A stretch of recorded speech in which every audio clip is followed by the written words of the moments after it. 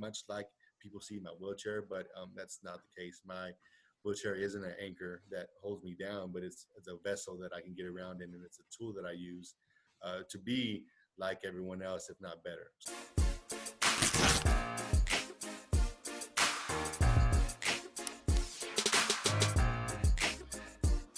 All right, Adam. So welcome to No Label Live, my friend. I hope that today we get to peel back some labels and offer up new perspectives to whoever's watching and listening.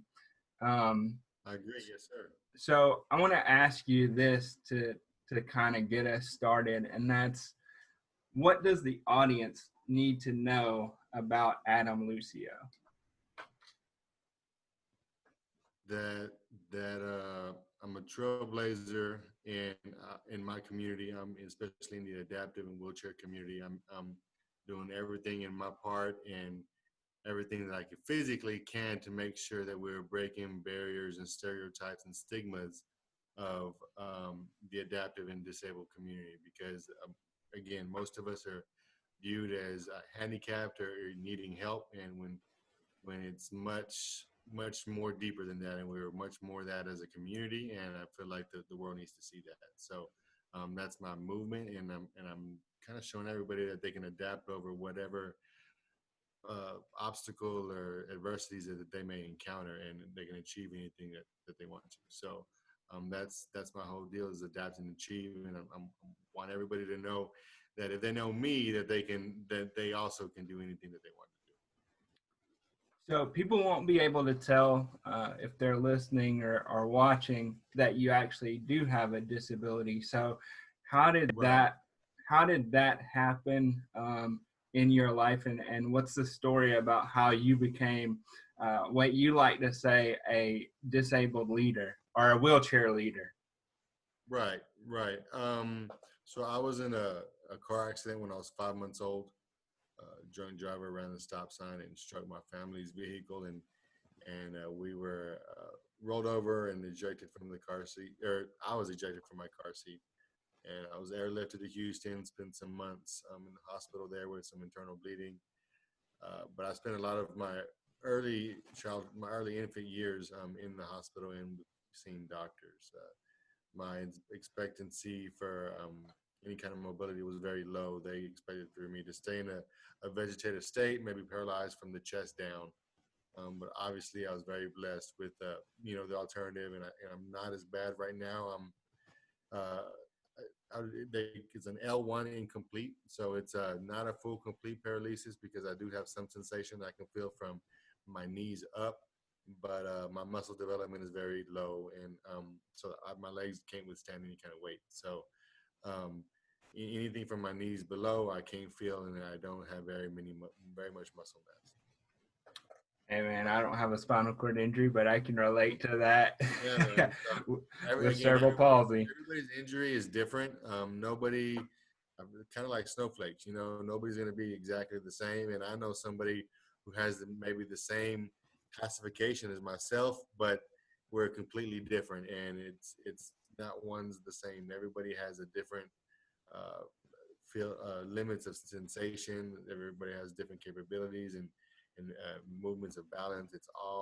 It's amazing, remarkable to talk to people who are supposed to be really, very like you, but there's so much differences as well. Yeah, and there's so many different ways, right, that like we're all on the spectrum for whatever our disability is. We're all on a spectrum and we're in different places. But I think it also like has a lot to do with the environment that you grew up in, as well as to Absolutely. how you view yourself and your disability, and how others end up viewing it as well. Absolutely. It's kind of like leading by example. They don't listen to what you say, they watch what you do. So I feel like if you're gonna say that you can do all these things, you need to be out there doing your best as well. So I can preach all day about how you should get out of bed and stop being lazy, but if I'm just making videos from my bedroom, then nobody's gonna believe me. But People see the work that I put in, and they see the other, the time and effort that I'm putting in towards the movement and into myself. So it makes it a little bit more legitimate. Yeah. So I love the fact that you just talked about making videos from your bedroom, and Hmm. it actually leads me into a question about um, is there a time or an experience that you've had when you were younger, or maybe that you've had even during the time of this pandemic and COVID, where um, you experienced loneliness? And if you have, how did you kind of break out of the cycle of the feeling for yourself? Mm, yeah, I feel like the kind of loneliness that maybe I go through, or that I seem to feel sometimes, isn't so much a physical loneliness. Right now I have a full family, and everybody at home, so I'm never alone. Really, I'm always got people around. But the loneliness that I might feel sometimes, that others may relate to, is that others don't know exactly how I feel in my shoes. They don't know what I'm going through, mentally and internally, emotionally. So that kind of gives me the feeling that I'm sometimes alone, and people that don't understand. When people might have a different view about me, or people might have different perceptions, I then feel alone. But it's really more of a coping method of just, I guess, self love and self acceptance. Once you accept yourself and realize that those other opinions and the people that think about you poorly really don't matter. As long as you got your inner circle that you're willing to work with and work through these problems with, everything's going to be okay. But I usually look to for those lonely times. Again, they're not really physical lonely times; they're more internally. So for those times, I reach out to my family and close ones. But I'm really never physically like by myself. I'm very blessed to have that too. Yeah. And so I'd be curious to know from that standpoint, and the idea that people may not always understand like what you're going through at given times. Yeah, um, what does it mean to be seen for you? I feel like I feel like it's important because we're living examples, and we're living billboards, if you will. Because if we're out there living the movement and living the example that we're trying to for others to also do, then it's extremely important. But also, if you're not being a good example, being seen can be detrimental, because everybody's watching, and you could be caught, on the wrong side of things. But I think it's really important because, again, we are our own example, and you don't do what you say, you do what you do. And it's really important that you lead by that example, and that you're kind of instilling it in everybody around you. It's a team building process, and it's not built in a day. A lot of these things that we're trying to change take a while to get to where they were. um, I like to call it ableism.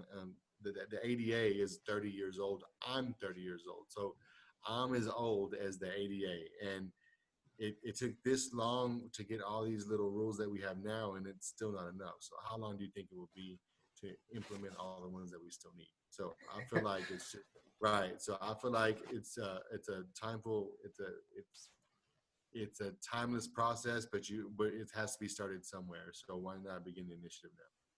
Yeah. And I love the fact that you said you can be the good example, or you can be out Right. there being seen, be the bad Okay. example.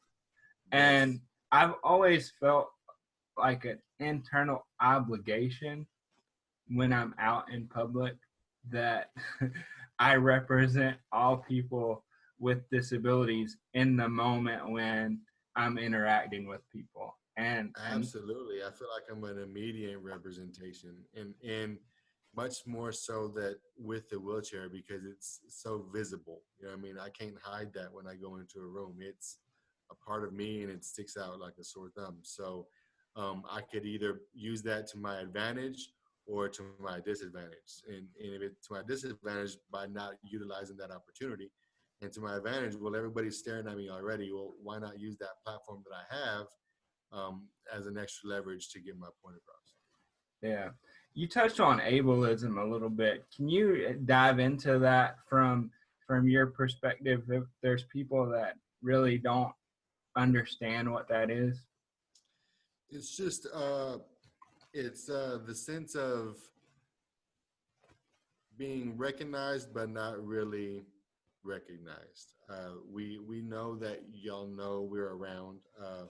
We know, as far as we know, I'm speaking of in behalf of the disabled community, that we know that we're around. Where there's handicap stalls and handicap parking spaces, and y'all make some adjustment for us. So we do appreciate it, but there's some things that are, again, that are around. The ADA has only been around as long as I've been alive. I'm actually older than it by a few months, and there's still some laws that are grandfathered in from the 70s that don't help us at all. There are buildings here. There's establishments that are inaccessible. There's things that we have to think about that able-bodied people don't, and that's something that we're trying to bring awareness to, that would make our life a whole lot easier if you just put in a little bit more consideration and asked our community versus making the decisions for yourselves without seeking out real people who are dealing with these issues.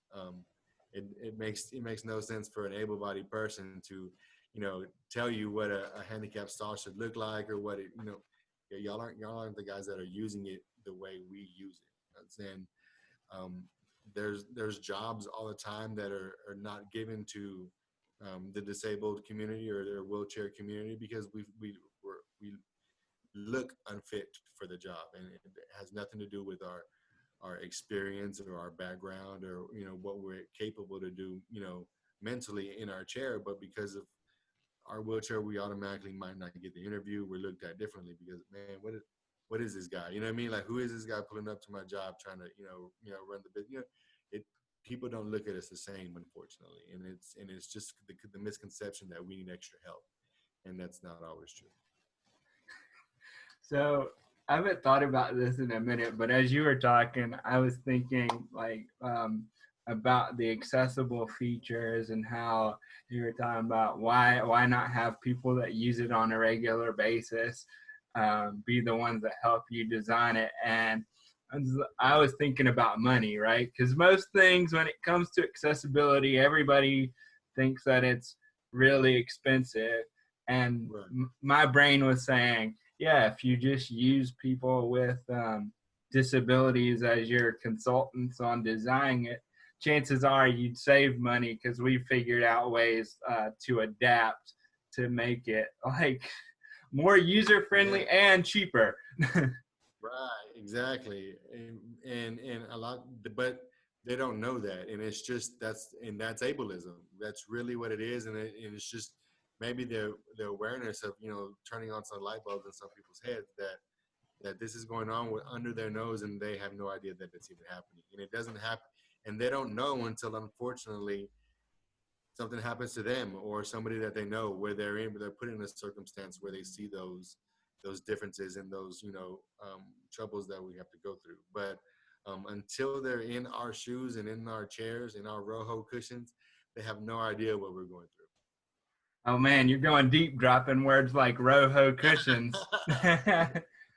um, so I kind of want to switch gears just a little bit, and I want to focus on some of the things that you're doing when it comes to areas of fitness. So Mm-hmm.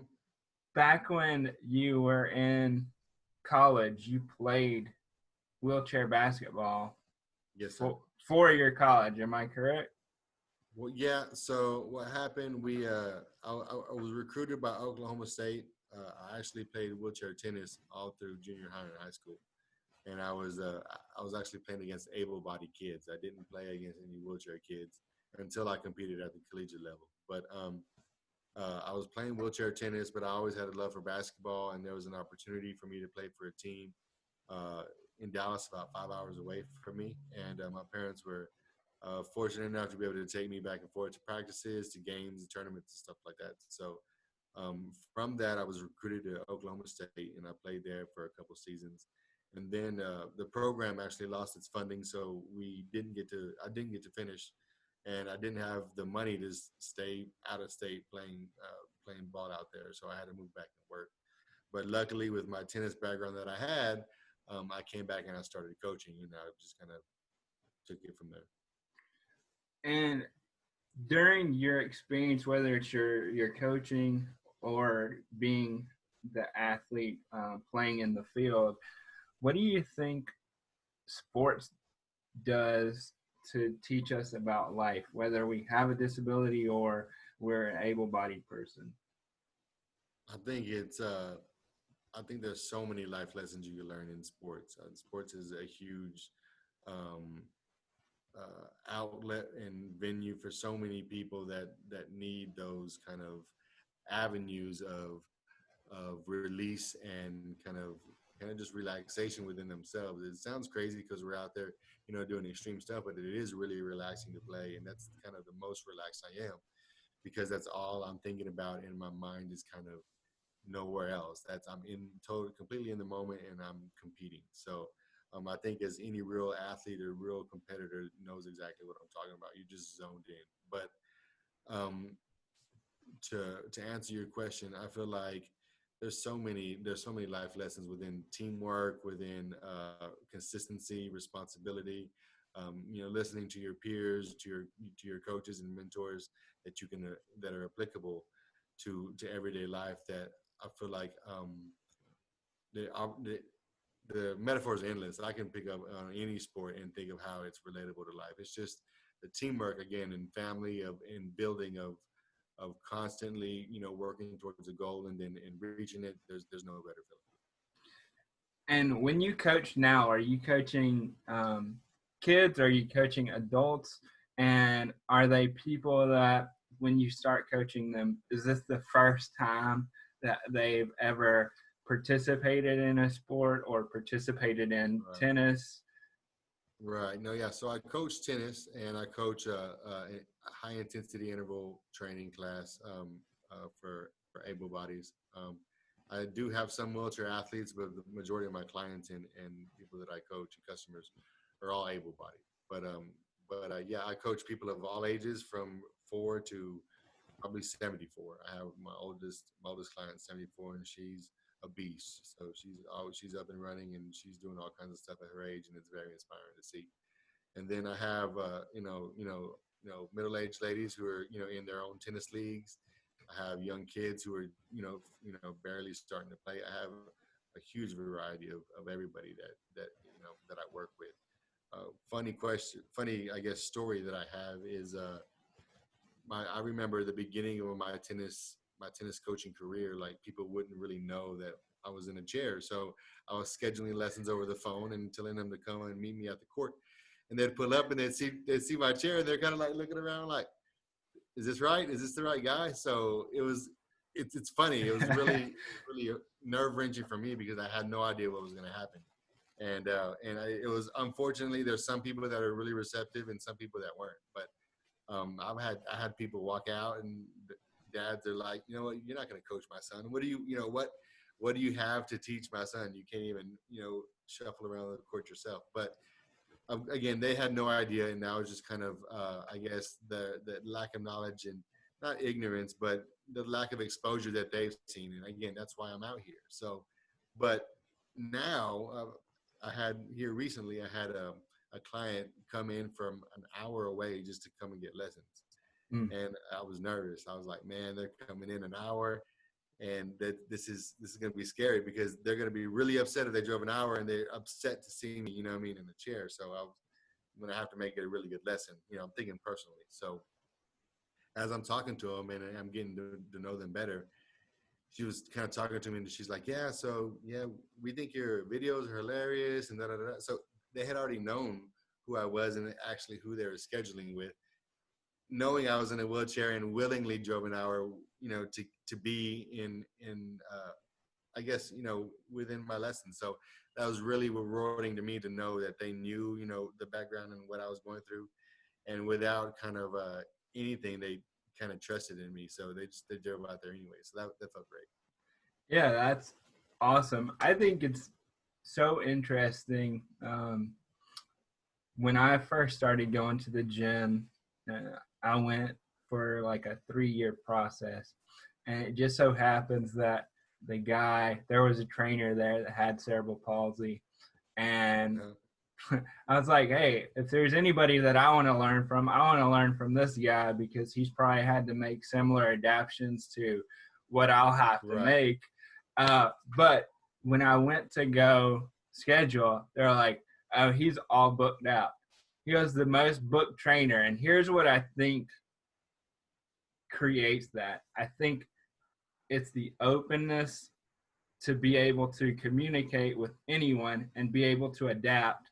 And then like the times when you get the question, Yeah. of what are you going to teach my son? Well, I'm going to be able to talk about things in a way where they're going to feel comfortable of, well, if this guy can go out there and do it, I sure as hell can go out there and do it. And that's an advantage that we have. Absolutely, absolutely, and but you can tell that those kind of people are so small-minded, and it's not their fault. They've just never seen anything like it, and I take it as a challenge, just to rise above that. And of course, that may be one customer lost, but with that, it motivates me to get two more. You know what I mean? And I'm going to show them that I can. And I don't know where that was years ago. I don't know where that family is now, but I hope they're doing great.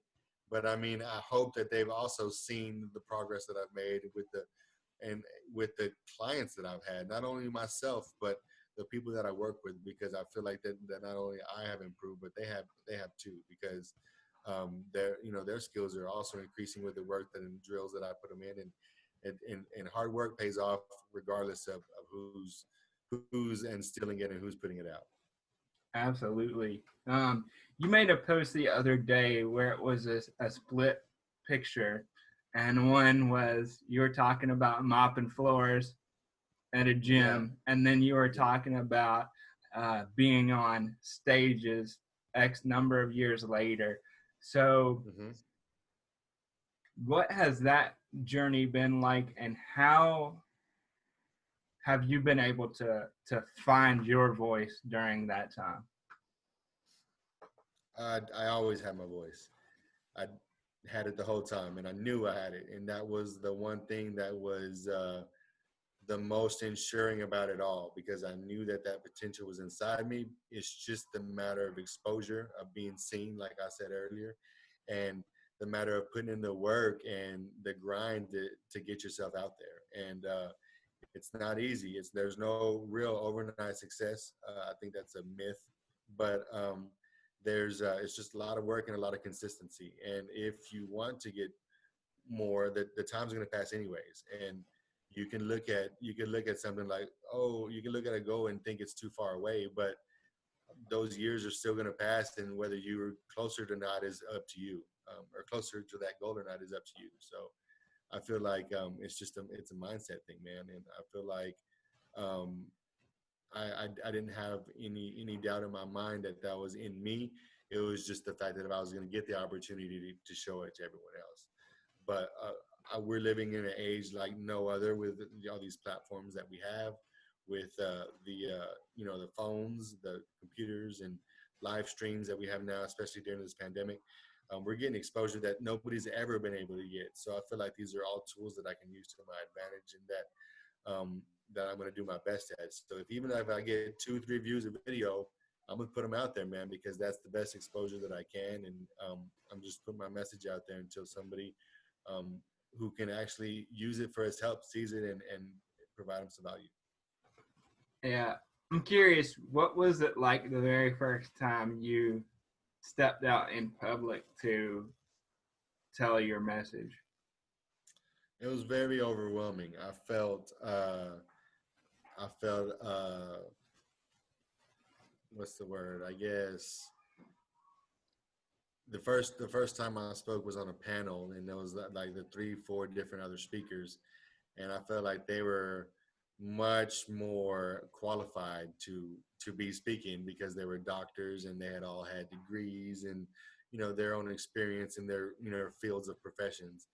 And like everyone had these little titles under the brochure that they gave out, and mine just said uh, motivational speaker. And I'm like, well, okay, well, what makes me that? Really, like, what qualifies me as a motivational speaker? And I really don't take that title as an occupation, but something that is a verb. It happens, and I speak, and people get Mm. motivated.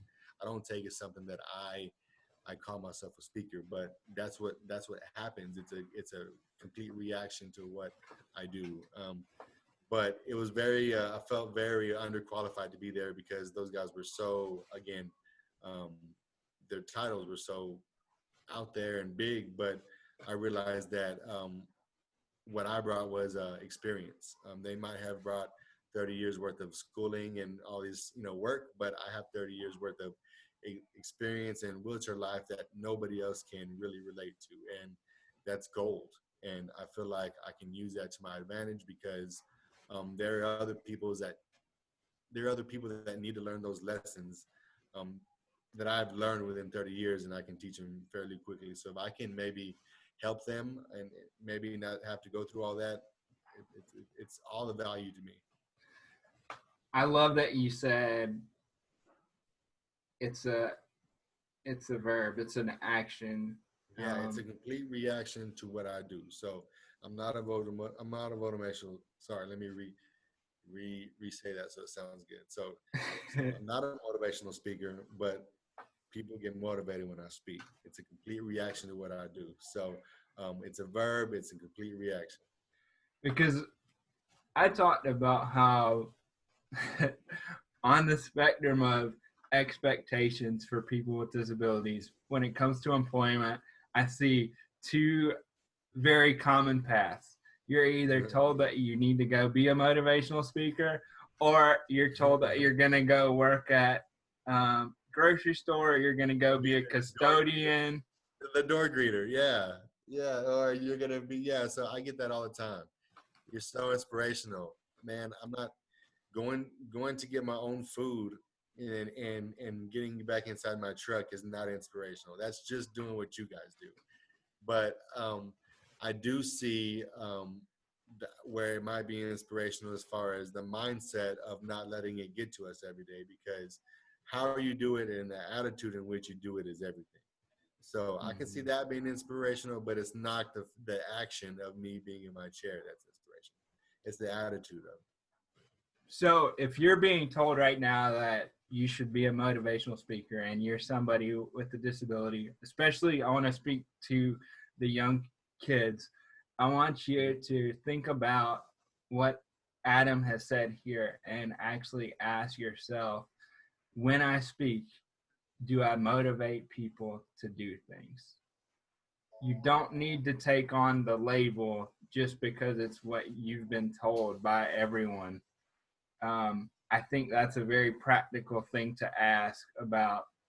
When I speak, do people get motivated to make changes for themselves? You shouldn't have to arrange your own motivational speaking gigs. If you're motivational enough, people are going to reach out to you and ask you to come. And I feel like that, again, comes in time. Nobody started inviting me my first couple videos. I had to show that I had knowledge and that experience, and I had to kind of open up a little bit of myself to the viewers and to the audience, because that's something that nobody's going to see your inside perspective until you kind of open up. And when they start coming out to you, then you kind of know that you have something there. You have something that people want to hear. And I've been blessed. Again, it's all God driven. I've been blessed by God to have this story and to be able to have these platforms to give it away. So very early in my speaking career, people started reaching out, and I knew this was a path that I needed to take. Awesome. I got a couple more questions. First question is, what's something that you wish people would ask you about, but for some reason they never do? I wish people would.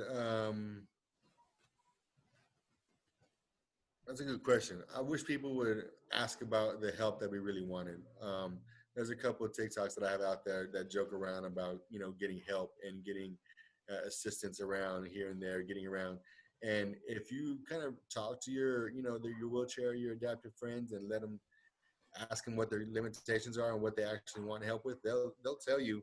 And it's better to not have my friends hovering around me trying to do extra for me when I just want to be one of the guys. You know what I mean? So my friends do a great job with that, and they joke around with me and make fun of me more, if not than the other ones. But new acquaintances are also always really hard because they always want to do things for you, and do as much for you as they can when I just want to be treated the same. So I feel like if people, new people that we talked to, kind of ask more questions about what you needed help with, what your abilities were, then there'd be less of a gray area. Yeah, absolutely, 100%. I talk about how one of the hardest things for me is when people hold doors open. And people, like, we're just automatically trained to hold the door open for people because it's a nice thing to do. And I'm like, Yeah. I dread that time sometimes because I'm like, I use the door to leverage my balance. So It doesn't help often, and I have a rhythm of getting in, and especially if I'm already coming in hot. Like if you're opening my door, you're getting in my way. Like, dude, you're messing up my rhythm. I have to restart it, especially if I have something in my hand, a drink or whatever. It messes me up. But again, I know they're only trying to help. But asking those questions could alleviate a lot of those issues. I just imagine. I love that you said you're coming in hot. I just imagine you coming through and you just run over somebody, and it just happens, man. What does adapt and achieve mean to you? Right. So I feel like adapt and achieve is a lifestyle, and it's not just my mantra. I have the Impassive Project, but in the mantra is adapt. The motto is adapt and achieve, but it's way deeper than that. And I feel like it's not just to the adaptive and disabled community. I feel like it's to everyone. It could be people adapting over, obesity, people adapting over a life of abuse, people adapting over a life in prison, and people are adapting life over in the military. When you switch over and when you change your lifestyle, it takes a lot to adapt, but it's possible, and you can adapt and achieve over everything. And that's the message that I want to get across. Awesome. How can people connect with you? Yeah, man. Instagram, Adam__Lucio, Lucio. You can find me on all of my platforms under my name. Reach out to me. I'm more than open to answer any questions you guys have. And again, I love these kind of interviews because it brings those awareness. So thank you so much for bringing that awareness and allowing me to talk to you guys. Absolutely, man. And the final question that I ask everybody is, what does no label defines me mean to you? I feel like no label defining me is the exemplary image of what I'm trying to tell everybody. Just because I'm in a wheelchair doesn't define my capabilities. Just because I'm in a wheelchair doesn't define what I can do as a person. My mind is the strongest muscle of all, and with that, anything is possible. So I feel like the labels all kind of are meant to hold us back, much like people see my wheelchair, but that's not the case. My wheelchair isn't an anchor that holds me down, but it's a vessel that I can get around in, and it's a tool that I use to be like everyone else, if not better. So no labels are the way people view us, but not the way they are. Man, Adam, thanks so much for coming on. Thanks for sharing your voice with us, and thanks for peeling back the label of what it means to be someone living with a disability and what it means to adapt and achieve, my friend. And if you guys enjoyed this episode and you enjoyed learning from Adam, make sure and share it out. If you post it on Instagram, make sure and tag us so that we know that you are listening. And with that, we will see you next week for another episode of No Label Live.